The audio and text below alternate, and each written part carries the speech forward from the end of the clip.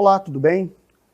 Eu sou o Wallace Rodrigues, sou professor de Educação Física e estamos aqui para fazer uma videoaula de número 14 para as turmas do 8º e 9º ano. Eu estou aqui hoje para falar com vocês sobre o conteúdo de basquetebol. Bom, vamos começar, lógico, pelo histórico do basquete, né?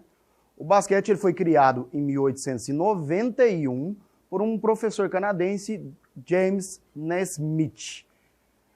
Na época ele trabalhava numa associação, né, num clube nos Estados Unidos, e o esporte surgiu como uma alternativa ao inverno rigoroso da região, em detrimento de outras práticas ao ar livre, como o beisebol e o futebol. Então, outras práticas que eram difíceis de serem praticadas durante o inverno, por causa do inverno muito rigoroso, ao ar livre, como o beisebol e o futebol americano, foram substituídas pelo basquete. Foi um esporte que foi criado para substituir, pois ele pode ser feito em um lugar fechado.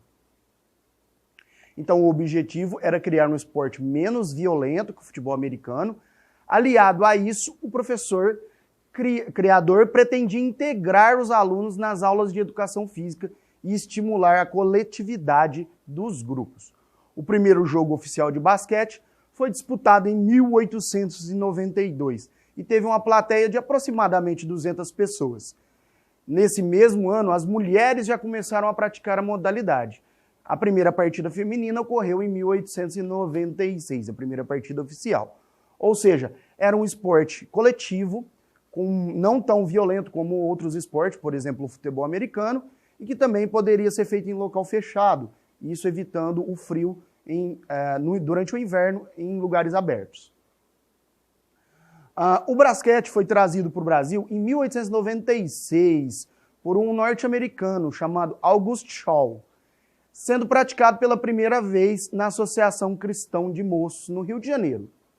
Com o passar do tempo, os brasileiros foram tomando gosto pelo esporte e com o aumento do número de adeptos e a cobrança por uma estrutura mais profissional, surgiram as entidades responsáveis e, posteriormente, as ligas regionais. Então, o esporte foi trazido para o Brasil e depois ele foi começando a se estruturar com entidades e com campeonatos, ligas. Na quadra do basquete, nós devemos analisar algumas coisas aqui, tá? A quadra deverá ter uma superfície rígida, plana, livre de obstruções, com dimensões de 28 metros de comprimento por 15 metros de largura. Todas as linhas serão traçadas na cor branca, com 5 centímetros de largura e claramente visíveis. Então aqui nós temos uma imagem da quadra de basquete, tá? Aqui as duas áreas, o meio da quadra, né? E a largura dela de 28 e o comprimento de 15 metros. No garrafão, o comprimento da linha dos 3 pontos no basquete profissional é de 6,75 metros. O comprimento e a largura são de 30 por 15 metros. A altura da cesta ou do aro até o solo é de 3,5 metros. Então, a altura da cesta é de 3,5 metros. 3 metros e 5 centímetros, tá? E as áreas aqui, o garrafão, nós temos o garrafão, que é essa parte principal aqui de dentro, que demarca a área próxima à cesta, e a linha dos 3 pontos, que é essa área maior, que delimita a diferença entre fazer um arremesso para 2 pontos e fazer um arremesso para 3 pontos, tá? As medidas da tabela, né? A tabela onde é fixada o aro, ela tem 1,80 m de largura por 1,05 m de altura, e ela tem esse desenho, né, esse quadrado, que ele serve para ajudar na noção dos atletas na hora de arremessar, utilizando a tabela como auxílio. Como é jogado o basquetebol? O basquete é disputado por 2 equipes de 5 jogadores cada e também 5 reservas, né? O objetivo de cada equipe é de jogar a bola dentro da cesta do adversário e evitar que o outro time se apodere da bola ou faça a sua cesta. Em jogos oficiais, são disputados 4 períodos de 10 minutos, divididos em 2 tempos. Um intervalo de 15 minutos é dado entre o segundo e o terceiro período. E inverte-se o lado de jogo das equipes. Em caso de empate, a prorrogação de 5 minutos. Tá? Então não há empate no basquete. Toda vez que der empate, tem que haver uma prorrogação. Se na prorrogação houver empate, volta e tem mais uma prorrogação. Nunca vai ser o resultado de empate. O sistema de pontuação. A pontuação é realizada da seguinte maneira. Quando a bola entra no cesto, no aro, é marcado o ponto. Um ponto para cada arremesso de lance livre convertido, que são arremessos adquiridos em lances de falta sofrida. 2 pontos nos arremessos convertidos da pequena e curta distância, ou seja, dentro da área, né, delimitada, mais precisamente dentro da área de 6,75 m. E 3 pontos nos arremessos que forem convertidos fora dessa linha, fora da famosa linha dos 3 pontos. Temos aqui de novo né, um desenho. Aqui, ó, vocês podem ver o desenho da linha dos 3 pontos que define, tá? Aqui nós também temos o lance livre, aqui no garrafão, no meio do garrafão, aqui na ponta, que é os lances que são convertidos de falta, que valem 1 ponto cada. As vestimentas, camisetas e bermudas, shorts, né? Tênis e meia. Essa é a vestimenta oficial do basquete. O posicionamento dos jogadores na quadra. Nós temos 5 tipos de posicionamentos. O armador, o ala armador, o ala pivô e o pivô. Essas posições são apenas nomenclaturas para que o treinador possa organizar o seu time. E servem para que ele arme a tática que ele vai usar nos ataques e defesas. Porém, na verdade, o que a gente tem é uma pessoa centralizada, que é o armador sempre, que começa as jogadas. Depois nós temos 2 pessoas mais abertas, que são os considerados alas, e 2 mais dentro da área, que são os chamados pivôs. Vamos lá, entender um pouco melhor sobre cada uma. Armador é aquele que organiza e planeja as jogadas, conduzindo a equipe para o ataque. Ou seja, é como se fosse o cérebro da equipe. É ele que pensa as jogadas e vai coordenando elas com os seus demais companheiros. O ala armador é aquele que tem a função de ajudar o armador quando está sendo marcado, organizando as jogadas de ataque e também sendo um jogador que inicia o contra-ataque. Esse ala armador é aquele que se aproxima mais do armador para ajudá-lo na construção da jogada, então, né? E nos contra-ataques, ele que começa o contra-ataque, ele que acelera o jogo.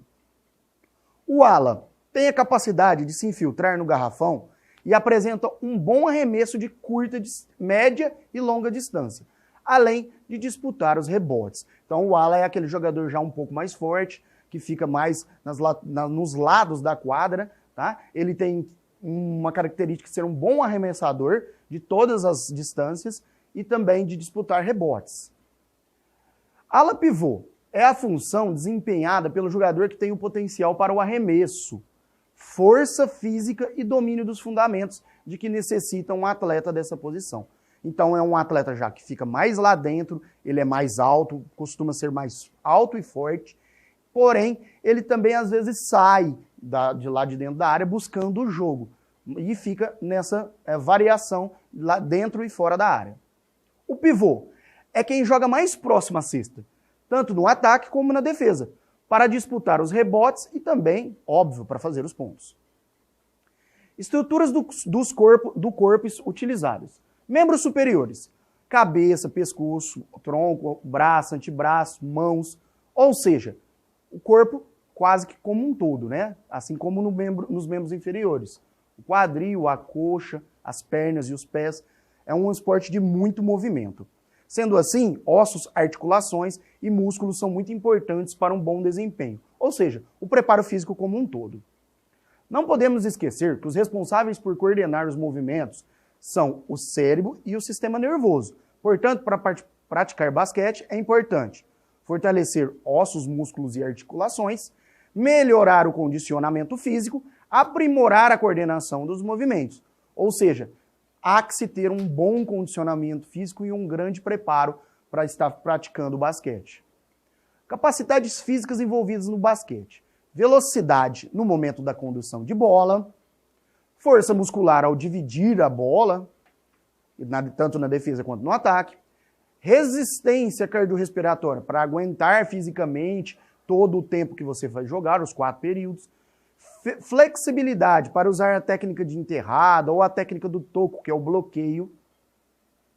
Resistência muscular, para manter o ritmo dinâmico da condição física que o esporte exige. O equilíbrio, na hora da capacidade, que ajuda na impulsão dos jogadores nas jogadas aéreas. E a potência muscular, na capacidade que intensifica a força do arremesso ou do passe. Habilidades motoras e habilidades técnicas do basquete. O passe, um dos fundamentos mais utilizados, é quando um jogador toca a bola para o outro. Tá? Eles fazem isso para variar as jogadas até achar alguém em uma melhor condição para fazer o arremesso. O kick de bola, muito importante, pois não se pode ficar andando com a bola segurada nas mãos. Você tem que quicar ela. Então, um bom controle no kick de bola faz com que o atleta possa se movimentar e driblar mais facilmente. O arremesso, talvez o momento mais importante, né? Fazendo uma comparação, por exemplo, com o futebol, seria o chute ao gol. Tá? E é aqui onde eles vão conseguir os pontos. A bandeja é um tipo de arremesso mais curto, onde você impulsiona o corpo com um salto, chega próximo à cesta e antes de chegar perto, você solta a bola em um movimento. Podemos ver aqui na imagem, ó, que ele está bem próximo da cesta. Aqui, depois que ele soltar a bola, o objetivo é que a bola entre no ar. A marcação, que é um fundamento sem bola, né? Que é um fundamento de defesa, que é tentar bloquear ou roubar a bola de seus adversários. Tipos de bola. Bom, então aqui nós temos bolas para variados tamanhos, né? Então, por exemplo, temos vários tamanhos de bola aqui desenhados, cada um para idades e sexos diferentes. Por exemplo, umas bolas para crianças até 3 anos de idade, que é a bola chamada tamanho 1, a bola de tamanho 3, de 4 a 6 anos de idade, a bola de tamanho 5, de 7 a 12 anos de idade, a bola de tamanho 6 é para o feminino mais de 12 anos e a bola tamanho 7 para o masculino mais de 12 anos. Então a bola 6 e 7 são as bolas maiores já para o feminino e para o masculino. As principais regras do basquete. A saída de bola no primeiro tempo é feita com 2 jogadores, sendo um de cada time que fica na área central e outros espalhados em quadra. O árbitro lança a bola para cima e é feita uma disputa, em que aquele que conseguir pegar a bola tem o primeiro ataque. Nos outros tempos, a saída é dada lá na linha de fundo da quadra. O jogador só poderá caminhar com a bola quicando ela seguidas vezes no chão. O número de passos permitidos com a bola na mão é apenas 2, mas na verdade isso aqui, ele só pode dar 2 passos com a bola segurada se ele for para uma bandeja ou para uma enterrada, tá? Após isso, é necessário que o jogador passe a bola ao arremesso, ou seja, se ele der 2 passos, ou 1 passo que seja, e ele não for arremessar, ele tem que passar a bola, tá? É proibido ter a posse de bola por mais de 5 segundos, né, cada atleta. E as equipes têm 24 segundos para finalizar um ataque. Se estourar esse tempo, ele perde a posse de bola. Após uma falta ou um lateral, a equipe tem 5 segundos para pôr de volta a bola na partida. Se uma equipe cometer um total de 4 faltas para todas as outras faltas pessoais, sofrerá a penalização de 2 lances livres. Então tem um limite de falta por equipe. Se um jogador cometer 5 faltas, ele será excluído da partida. Ou seja, também tem limite de falta por jogador. O lance livre é marcado em decorrência de faltas em 3 diferentes situações. Se o jogador que sofreu falta conseguir converter um arremesso, ele tem direito a mais um lance livre. Caso a falta tenha impedido o atleta de fazer a cesta, ele tem direito a 2 lances livres. E se o arremesso que originou a falta era de 3 pontos, a equipe tem direito a 3 lances livres. Os melhores jogadores de basquete. Vamos falar de alguns, né? Temos aqui o Michael Jordan, que por muitos é considerado o melhor jogador de todos os tempos. E um jogador muito famoso, aí, uma maior referência do basquete no mundo. Kobe Bryant, que infelizmente faleceu, e também é um ídolo, muito comparado até com o Michael Jordan, também muito conhecido. No Brasil nós temos o Oscar Schmidt, considerado o melhor brasileiro de todos os tempos. No feminino, nós temos a Paula, ou também chamada Magic Paula, né, o apelido dela, por fazer jogadas mágicas, né? É considerada uma das melhores que o Brasil já produziu, né, jogadora. E a Hortência, que essa é considerada por muitos a maior jogadora feminina brasileira. Também temos outra de destaque, que é a Janete, que é uma jogadora que já foi até campeã mundial e vencedora de 2 medalhas olímpicas. Lembrando sempre para vocês das recomendações, que vocês fiquem em casa, que se cuidem, que a gente possa se ver em breve. E é isso aí. Obrigado, valeu, até a próxima.